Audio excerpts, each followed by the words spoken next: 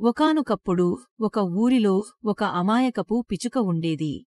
మనసులో ఏ కల్మషం లేని ఆ పిచుకకు ఒకరోజు ఒక కాకుల గుంపు పరిచయం అయ్యింది. ఆ కాకులతో పిచుకకి స్నేహం అయ్యింది. పిచుకకి అందరూ చెప్పారు, ఆ కాకులతో స్నేహం చేయొద్దు, అవి మంచివి కావు అని. కాని ఆ పిచుక మాట వినలేదు. Powered by డబ్వర్స్.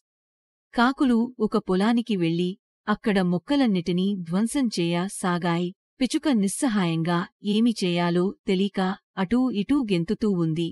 ఇంతలో ఆ పొలం రైతులు పరిగెత్తుకుంటూ వచ్చి ఒక పెద్ద కర్రతో ఆ కాకులను కొట్టడం మొదలెట్టారు. కాకుల గుంపుకు ఇది అలవాటే, అవి తుర్రున ఎగిరిపోయాయి. పిచుక రైతులకు దొరికిపోయింది.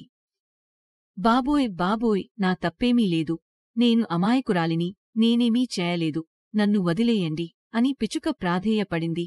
కాని పంట నాశనం అయిన రైతులు కోపం మీద ఉన్నారు. పిచుక మాట నమ్మలేదు కదా. దాని వైపు అసహ్యంగా చూసి మరో 2 దెబ్బలు వేశారు. ఇతరులు మన మిత్రులను చూసి మన గుణం ఏమిటో నిర్ధారించుకుంటారు. అందుకే మనం మంచిగా ఉన్నా మన స్నేహితులు చెడువారైతే మనం కూడా చెడ్డవాళ్లమనే అనుకుంటారు.